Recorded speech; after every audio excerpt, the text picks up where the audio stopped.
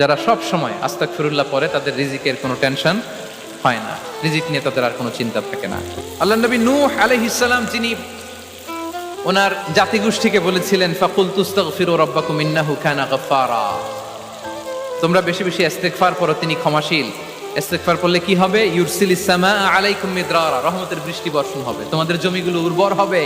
ওয়া ইউমদিদুকুম বিআমওয়ালি ওয়া বানিন, আল্লাহ তাআলা তোমাদেরকে সম্পদে বারাকা দিবেন, সন্তানে বারাকা দিবেন।